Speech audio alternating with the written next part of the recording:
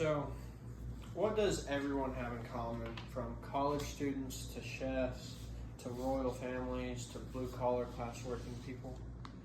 Everyone loves a great sandwich.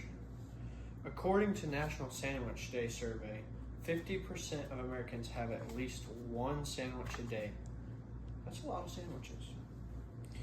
But to make the perfect sandwich, first you have to choose the type of bread. You have wheat bread, white bread, whole grain bread. Me personally, I like white bread. So let's go with a white bread for this sandwich. And then you have to think, do I want my sandwich toasted or grilled or neither? If you have time, I prefer toasting the sandwich. Grilling it takes a lot longer. And if you're on the run and you need some quick food, you don't have to toast it. Sandwiches are still great either way.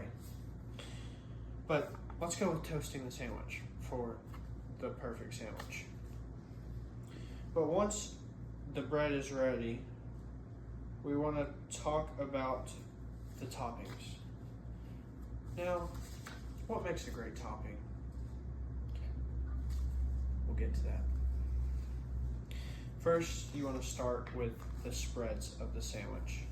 Me personally, I like mayonnaise and mustard. So let's see what I put on here. Oh, mayonnaise and mustard.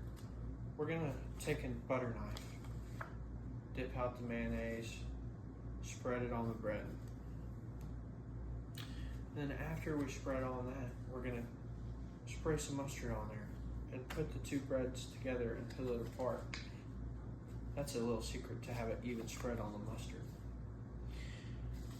And then for your proteins, there's turkey, roast beef, chicken.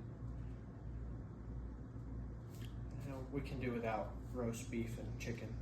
We're gonna go with turkey for the perfect sandwich. Turkey is the best protein. It's lean, there's no fat in it, unless it's processed, but all natural turkey is what we'll go with. You don't want to forget the veggies and cheese. For veggies, I like to add lettuce and pickles. But you can add lettuce, pickles, tomatoes, onions. And that's pretty much all the veggies I can think of. But for the perfect sandwich, let's go with lettuce and pickles. And for cheese, you can go with cheddar, Swiss, provolone, pepper jack, American cheese.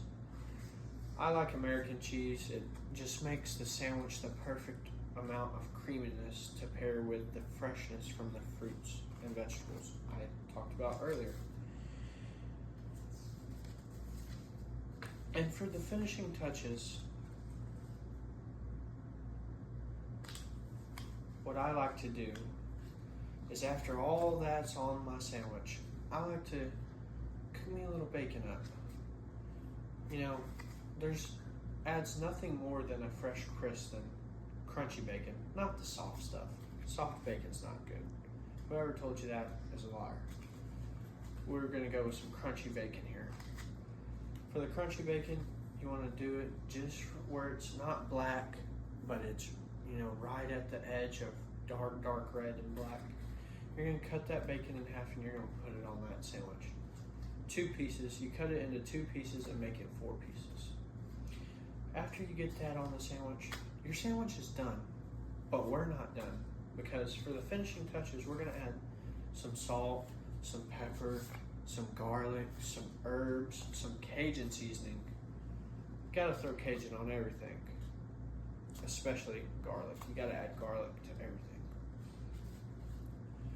After we throw on our seasonings, we're gonna cut the sandwich in a diagonal cut to make it into triangles, 2 triangles.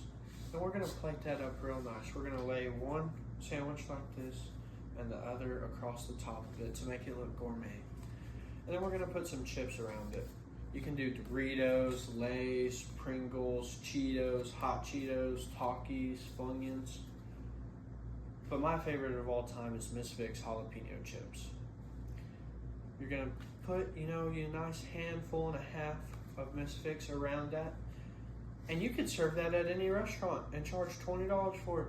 And you know what? I'd pay for it every time because that is the perfect sandwich.